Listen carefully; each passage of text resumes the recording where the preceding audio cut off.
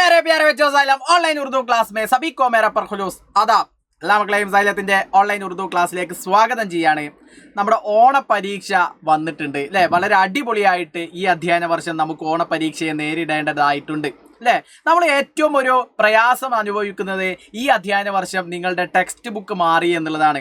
അപ്പോൾ നമുക്ക് മുൻകാല ചോദ്യങ്ങളൊന്നുമില്ല, വളരെ ബുദ്ധിമുട്ടില്ലാത്ത രീതിയിൽ നമുക്ക് എന്ത് ചെയ്യാം, ഉറുദു ഭാഗങ്ങൾ ഡിസ്കസ് ചെയ്യാം. അപ്പോൾ വളരെ ഇമ്പോർട്ടൻ്റ് ആയിട്ട് നമുക്ക് ഓണപരീക്ഷയിൽ ചോദിക്കുന്ന ഒരു ചോദ്യവുമായിട്ടാണ് ഞാൻ സാർ എത്തിയിട്ടുള്ളത്. എല്ലാ മക്കളും എന്ത് ചെയ്യുക, കൃത്യതയോടുകൂടി എന്ത് ചെയ്യാം, ശ്രദ്ധിക്കാം.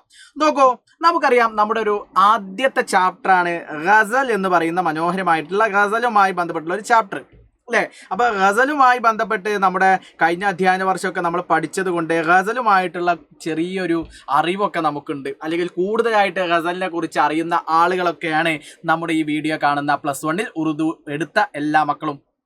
അപ്പോൾ നമുക്കറിയാം നമ്മുടെ പാഠഭാഗത്തിൽ എന്താണ് ഗസലിനെ കുറിച്ച് പറഞ്ഞിട്ടുണ്ടാവുക. സിമ്പിളായിട്ട് നമുക്ക് എന്ത് ചെയ്യാം, ജസ്റ്റ് ഒന്ന് നോക്കാം. വളരെ ലളിതമായിട്ട് ഗസലിൻ്റെ ജനപ്രിയത നാൾ വർദ്ധിച്ചു വരികയാണ് അല്ലേ. ഗസലിൻ്റെ ഒരു പ്രാധാന്യം എല്ലാവരിലേക്കും ഇങ്ങനെ വന്നുകൊണ്ടിരിക്കുകയാണ്. ഗസൽ ഇഷ്ടപ്പെടുന്ന ആളുകളാണ് എല്ലാ ആളുകളും എന്നൊക്കെ നമുക്ക് എന്ത് ചെയ്യാൻ പറ്റും, പറയാൻ വേണ്ടിയിട്ട് സാധിക്കും.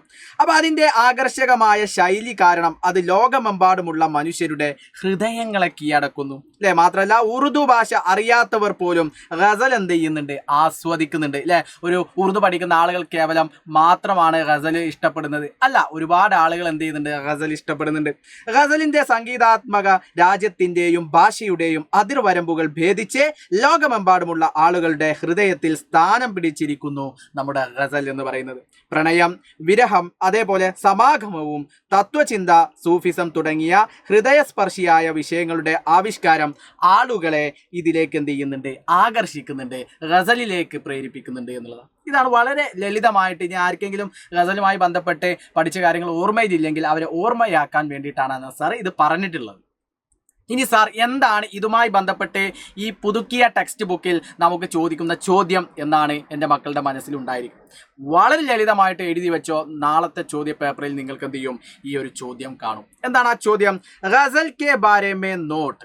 അപ്പം ചിലപ്പോൾ നമുക്ക് പ്രോപ്പറായിട്ടൊരു ടൈം ടേബിൾ നമ്മുടെ +1 ഉണ്ടാവില്ല. അപ്പോൾ നമുക്ക് വ്യത്യസ്ത സ്കൂളുകളിൽ വ്യത്യസ്ത ദിവസങ്ങളിലൊക്കെ ആയിരിക്കും എക്സാം എന്ത് ചെയ്യാൻ നടത്തുന്നുണ്ടാവുക. അപ്പോൾ എങ്ങനെയായിരുന്നാലും നമുക്ക് നടത്തുന്ന പരീക്ഷയിൽ ഈ ഒരു ചോദ്യം എന്തായാലും നമ്മളോട് ചോദിക്കും. അത്രയും ഇമ്പോർട്ടൻ്റ് ആയിട്ടുള്ള ഒരു ചോദ്യമാണ്. എന്താണ് ആ ചോദ്യം? ഗസൽ കെ ബാരെ മേ നോട്ട് ലിഖിയേ. ഗസലുമായി ബന്ധപ്പെട്ട നോട്ട്. അപ്പോൾ നമുക്കറിയാം നമ്മുടെ ഈ അധ്യയന വർഷം സ്കൂൾ തുടങ്ങിയിട്ട് ആകെ ഒരു മാസമായിട്ടുള്ളൂ. അപ്പോൾ സാർ ഇതൊന്നും ഞങ്ങൾക്ക് കൂടുതലായിട്ട് വലിയ രീതിയിൽ പഠിക്കാനുള്ളൊരു സമയമൊന്നും കിട്ടിയിട്ടില്ല. അപ്പോൾ ആ രീതിക്ക് നമുക്ക് എങ്ങനെ ഗസലിനെ കുറിച്ച് പഠിക്കാം എന്നുള്ളത് നമുക്ക് നോക്കാം. ഇത്തരത്തിൽ നമുക്ക് നോക്കാം. ഗസൽ കെ ബാരെ മേ നോട്ട്. അപ്പോൾ ഓരോ പോയിന്റ് ആക്കിയിട്ട് നമുക്ക് പറയാം. ഗസൽ ഉറുദു ഷായരി കി ഏക് ഖാസ് സിൻഫ് ഹേ.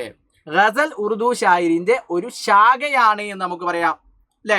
അതേപോലെ പറയാം ഗസൽ ഉറുദു ഷായരി കി ആബ്രു ഹേ. ഗസൽ ഉറുദു ഭാഷയുടെ ആബ്രു ആണ്, അഥവാ അഭിമാനമാണ് എന്ന് നമുക്ക് പറയാം അല്ലേ. നമ്മളിപ്പോൾ ഈ ഗസലിനെ കുറിച്ച് ചെറിയൊരു ഇൻട്രോ പഠിച്ചിട്ടുണ്ട്. അപ്പോൾ അതിൽ നിന്ന് തന്നെ നമുക്ക് എന്ത് ചെയ്യാം, നമ്മുടെ ഭാഷയിൽ ഐഡന്റിഫൈ ചെയ്ത് മനസ്സിലാക്കി നമുക്ക് എന്ത് ചെയ്യാം, ഉറുദു ഭാഷയിലേക്ക് നമുക്ക് എന്ത് ചെയ്യാം, മാറ്റി എഴുതാം. പിന്നെ നമ്മൾ പറയുന്നുണ്ട് ഗസൽ ഇഷ്കി കി കഹാനി ഹേ. എന്താ അങ്ങനെ പറഞ്ഞാൽ ഗസൽ സ്നേഹത്തിന്റെ കഥയാണ്.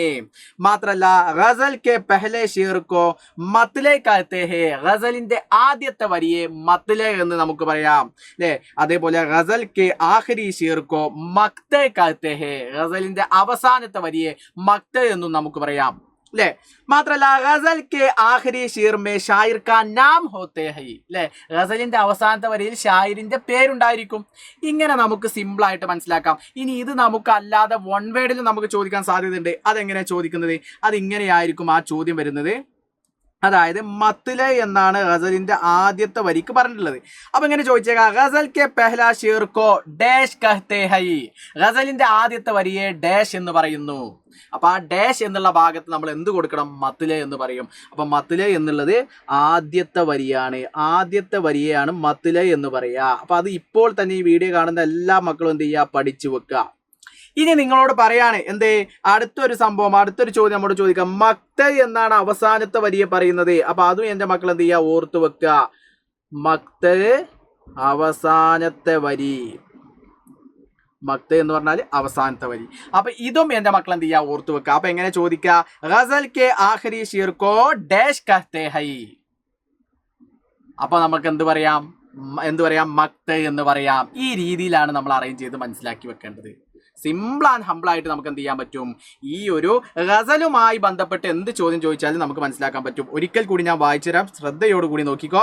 ഗസൽ ഉറുദു ഷായരി की एक खास सिन्फ है, गजल उर्दू शायरी की आबरू है, गजल इश्क की कहानी है, गजल के पहला शेर को मतले कहते हैं, गजल के आखिरी शेर को मक्ते कहते हैं, गजल के आखिरी शेर में शायर का नाम होते हैं. ഈ 6 പോയിന്റ് കൃത്യമായിട്ട് എൻ്റെ മക്കൾ പഠിച്ചോ, നിങ്ങൾക്ക് ഉപകാരപ്രദമായിരിക്കും ഈ 6 പോയിന്റുകളും എന്ന് ഉറപ്പായിട്ടും നിങ്ങളോട് എന്ത് ചെയ്യാണ് പറഞ്ഞു തരിക. അപ്പൊ മാറിയ ടെക്സ്റ്റ് ബുക്കാണ്, പ്രയാസമാവില്ലേ സാർ എന്ന് ചോദിക്കുന്ന മക്കളൊന്നും പേടിക്കണ്ട, ഒരു പ്രയാസവും ആകൂല. ഇന്ന് കൃത്യം 7 മണിക്ക് നമ്മുടെ മെഗാ മാരത്തോൺ ഉണ്ട്. ഉറുദുവിൽ നിന്നുള്ള +1 മെഗാ മാരത്തോൺ ആണ് സാർ. അത് എടുക്കാൻ വേണ്ടിയിട്ട് വരുന്നുണ്ട്. കൃത്യമായിട്ട് നമ്മൾ എന്ത് ചെയ്യും, ആദ്യത്തെ 3 പാഠഭാഗങ്ങൾ ഉൾക്കൊള്ളിച്ചുകൊണ്ടാകും നിങ്ങൾക്ക് എന്ത് ചെയ്യുക പരീക്ഷ വരുന്നത്. അത് ചിലപ്പോൾ ചില സ്കൂളുകളിൽ 2 ചാപ്റ്റർ ആയിട്ടും നിങ്ങൾ ചിലപ്പോൾ ചുരുക്കിയിട്ടുണ്ടാകും. അത് നിങ്ങളുടെ സ്കൂളിൽ പറയുന്നത് പോലെ ആയിരിക്കും. എന്തായാലും 3 ചാപ്റ്റർ നമ്മൾ എന്ത് ചെയ്യും, വളരെ ലളിതമായിട്ട് ഇന്നത്തെ മെഗാ മാരത്തോണിൽ ഡിസ്കസ് ചെയ്യും. അപ്പോൾ എല്ലാ മക്കളും എന്ത് ചെയ്യുക, മെഗാ മാരത്തോണിൽ കൃത്യസമയത്ത് ജോയിൻ ചെയ്യുകയും കൂടി ചെയ്യുക. ओके अल्ले wish you all the very best. अगला वीडियो में आना सर फिर मिलेगा. सबका बहुत बहुत शुक्रिया. Bye bye.